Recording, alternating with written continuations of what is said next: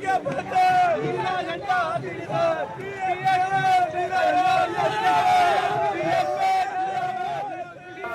मैं रवीश कुमार। हम मौजूद हैं कोठी मीना बाजार। एक मैदान का नाम है आगरा। यहाँ पर बसपा की कई बड़ी रैलियां हुई हैं और आगरा बीएसपी के हिसाब से एक महत्वपूर्ण क्षेत्र है। पिछले विधानसभा में भी जब बीएसपी का प्रदर्शन अच्छा नहीं रहा था, तब भी यहाँ की 9 सीटों में से 6 पर बीएसपी ने जीत हासिल की थी।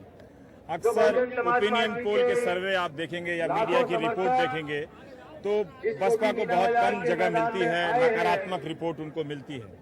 ये एक सही बात है, पर ये भी सही बात है कि हर बार बीएसपी नहीं जीतती। पर इस बार चुनौती कुछ दूसरी है कि जब मीडिया में ये बात अब लिखा जाने लगा है हर तरह के विश्लेषणों में कि कांग्रेस और समाजवादी पार्टी काफी आगे है। पहले बीएसपी के बारे में बात कही जा रही थी। दूसरी तरह से एक और बात है कि आप देखेंगे कि बीएसपी ने अपनी रणनीतियों में काफी बदलाव किए हैं। इस बार मायावती में भी काफी बदलाव है। वो लगातार प्रेस कॉन्फ्रेंस कर रही हैं, हर बात का वो जवाब भी दे रही हैं, अपनी रैलियों में भी वो बात कह रही हैं। लेकिन तब भी जिस तरह का बदलाव दूसरे राजनीतिक दलों में आया है, दरअसल वो बदलाव दूसरे दलों में आप देखेंगे संगठन का तो वो बीएसपी से ही प्रेरित है। तो एक तरह से जो बीएसपी को जो लाभ मिलता था संगठन का या फिर एक जुनूनी कार्यकर्ताओं का, एक तरह से उसे दूसरे तरीके से दूसरे दलों ने बूथ मैनेजमेंट के स्तर पर भी अपनाया है।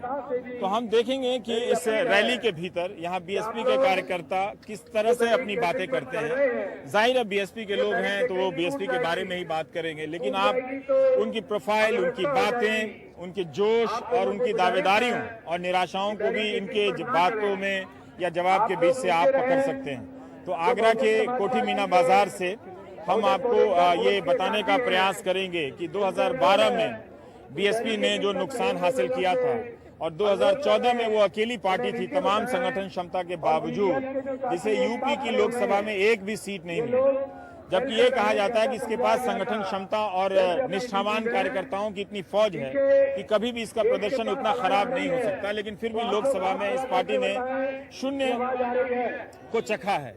अब क्या 2017 के चुनाव में बीएसपी 0 से शिखर पर पहुंचेगी?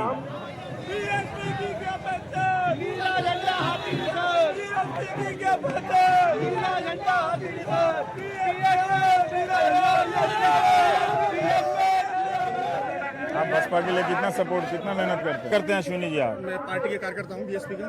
कितने दिन से कार्यकर्ता हैं? बचपन से। बचपन से आप कार्यकर्ता? पैदाइश ही नीला खून है मेरा। क्या कार्यकर्ता का मतलब क्या करते हैं पार्टी के लिए आप? मैं बहन जी का, मानवर काशीराम साहब, बाबा साहब का संदेश अपने जितने भी गैर बिरादर, अपने बिरादर के लोगों को समझाता हूँ और पहुँचाता हूँ कि बहन जी, मानवर काशीराम साहब, बाबा साहब दूसरे बिरादरी में भी जाते हैं, बहुत करते हैं, बहुत काम करते हैं, समझाते हैं उनको आरक्षण विरोधी कौन है, आपके साथ कौन है।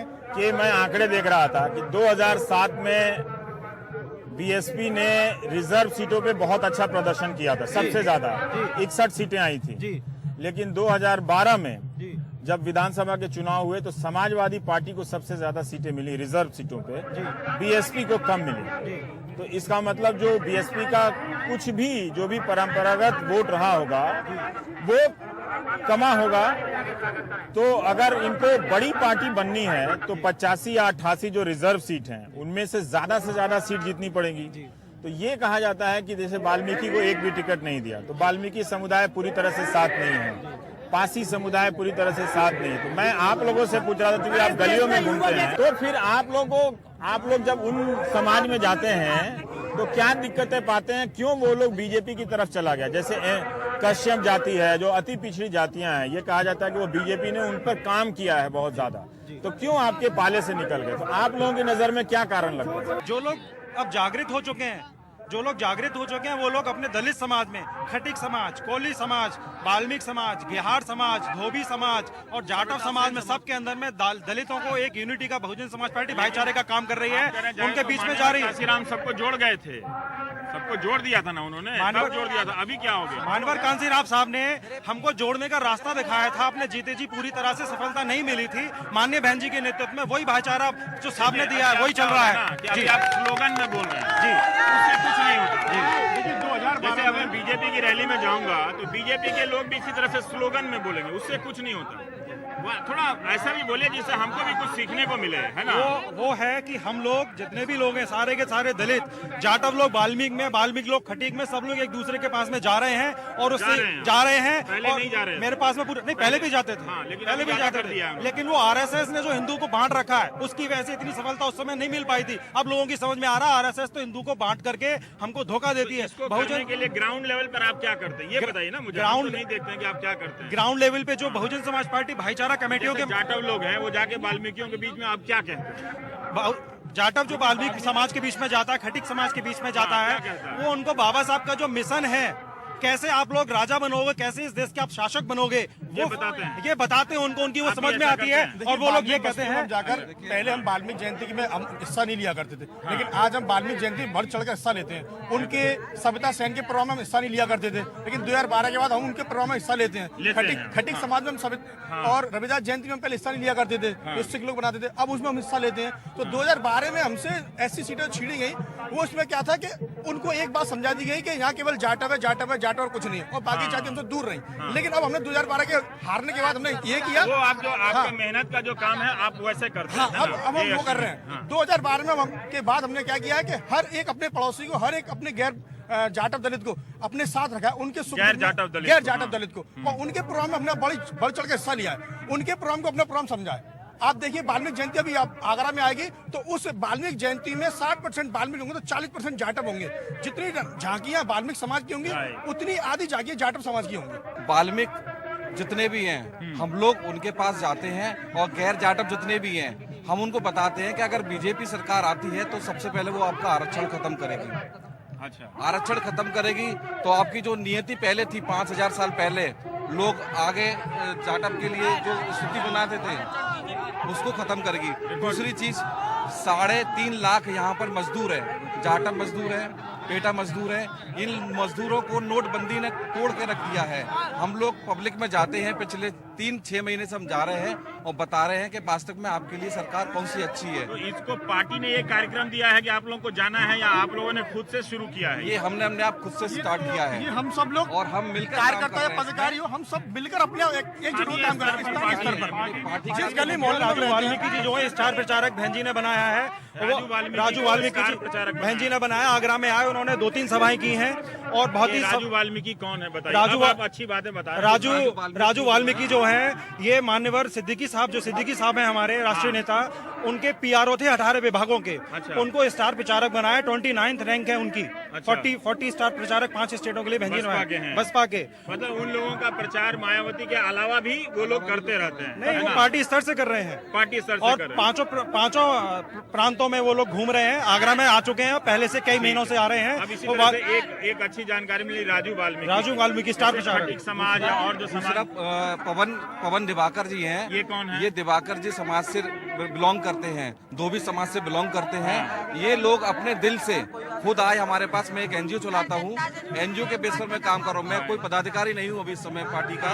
मैं पहले पूर्व प्रदेश प्रभारी था भाईचारा का, लेकिन मैंने अपनी नियति के हिसाब से, मैंने अपना धर्म समझते हुए इस समाज के लिए, सभी समाज के लिए, गैर जाटव समाज के लिए काम करता हूँ मैं। अभी मैंने कम से कम हजारों मुस्लिम जोड़े हैं, हजारों वाल्मीकि जोड़े हैं। धोबी समाज के हुए, राजू वाल्मीकि सिंह बघेल हैं जो राष्ट्रीय महासचिव हैं। तो पहले इस तरह का नहीं था, पहले केवल हुआ था। चुनाव लड़ाई MLC बनाए, लेकिन अब MLC के साथ साथ राष्ट्रीय महासचिव भी है, प्रदेश प्रभारी भी है। आगरा के अंदर बहन जी ने एक ऐतिहासिक काम किया है। 1986 के अंदर मेरे पिताजी ने बहन जी के हाथों से, उस समय राष्ट्रीय महासचिव BSP थी, पंचशील, ऐतिहासिक बात बता रहा हूँ, उससे जुड़ी हुई पंचशील विद्यालय का शिलान्यास कराया था। बहन जी मुख्यमंत्री थी, 2008 में उन्होंने आकर के आगरा में दलितों का एक डिग्री कॉलेज दिया। उससे पूरा दलित इकट्ठा हुआ है आगरा के अंदर में। हाँ, बहन जी ने 2008 में आगरा के दलितों को एक डिग्री कॉलेज दिया है, और आगरा आने वाले समय में आगरा के सारे दलित मिलकर बहन जी से यूनिवर्सिटी की डिमांड करते हैं। 2017 में Pushpendra Bhaskar, I am from Agra. मैं श्री रामचरण भास्कर जी, बहुजन समाज पार्टी के संस्थापक सदस्य सदस्य हैं और इनके पिताजी बीएसपी के संस्थापक सदस्य थे और 2 बार अभी है काशीराम 84 की एज है, अभी है 84 84 की एज है। अब मंच पर बैठे हैं। मंच पर बैठे हैं। तो काशीराम जी ने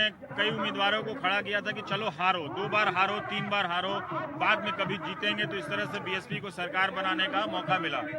जो लोग राजनीति में आना चाहते हैं उनके लिए भी ये सबक है कि बिना 2 बार 3 बार हारे आप राजनीति में आते नहीं। बहन जी मेरे घर आ चुके हैं। अश्विनी हैं और सतपाल जी हैं। इन लोगों से मैं यही पूछ रहा था, सत्य प्रकाश जी हैं। इन लोगों से मैं यही पूछ रहा था जब मैं CSDS लोक नीति के आंकड़े देख रहा था, तो उससे पता चलता है कि 2007 के साल में बीएसपी को 61 सीटें रिजर्व सीटों में से मिली थी, 88 सीटें कहते हैं। लेकिन 2012 का जब चुनाव हुआ तो समाजवादी पार्टी सबसे बड़ी पार्टी हो गई।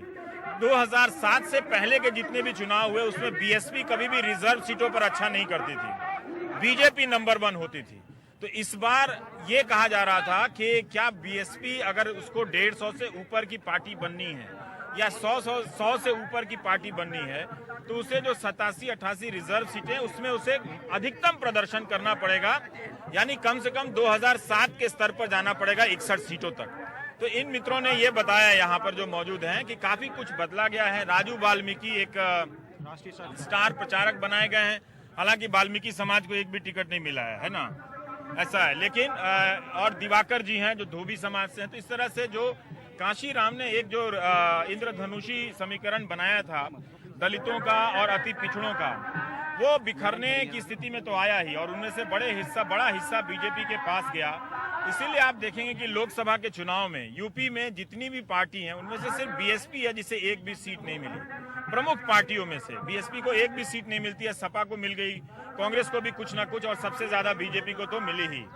अगर बीएसपी ने ऐसा कुछ किया है ग्राउंड पे, जमीन पे, जो गैर जाटव और अति पिछड़ी जातियां हैं उनमें अगर उन्होंने काम किया, जैसा कि मीडिया रिपोर्ट से पता चलता है कि इनमें आरएसएस ने अपनी पकड़ बनाई है और ये लोग भी मानते हैं, अगर बीएसपी ने उसमें काम किया है तो उसका नतीजा बीएसपी को भी चौंका सकता है अगर वो असर कर रहा है तो देखना पड़ेगा। क्योंकि एक आंकड़ा और बताता है, मैं लोकनीति का ही देख रहा था कि जो जाटव समाज के भी लोग हैं वो भी पूरी तरह से एकजुट नहीं हुए थे 2012 में। ये सब आंकड़े हैं, मतलब ये एक चर्चा करने के लिए बात है। पर एक दिलचस्प है कि जो आम कार्यकर्ता हैं वो भी अब समझ रहे हैं कि ये जो दूरियां हैं बहुजन समाज की आपस की, उससे सत्ता तक पहुंचने की जो राह है वो मुश्किल होती जा रही है। तो बेहतर है कि उस दूरी को कम किया जाए और इसमें एक बड़ा आधार बनता है आरक्षण, है ना, आरक्षण कि आरक्षण खत्म होगा तो सबके हित प्रभावित होंगे। बिल्कुल। दूसरा सबसे बड़ा पॉइंट एक मैं बताना चाहूंगा आपको, हम लोग सभी जातियों में जाकर ये पूछते हैं कि ऐसी कौन सी सरकार है जिसकी सरकार में अफसर 10 बजे बैठ जाता है, ऐसी कौन सी सरकार है जिसमें पुलिस वाले थाने में नहीं पिटते, उनके एडमिनिस्ट्रेटर की छवि, है ना? कौन सी हम लेकिन पब्लिक को जो गैर जाटव के लोग हैं। अब मेरा एक दूसरा सवाल है, आप लोग ये मैं कई लोगों से पूछ गया, उसको दोहराने की जरूरत नहीं है। कई लोगों ने कहा कि उन्हें मीडिया से शिकायत है, मीडिया नहीं करता, ये तो जब से 84 से बीएसपी बनी है तब से शिकायत है। ठीक है।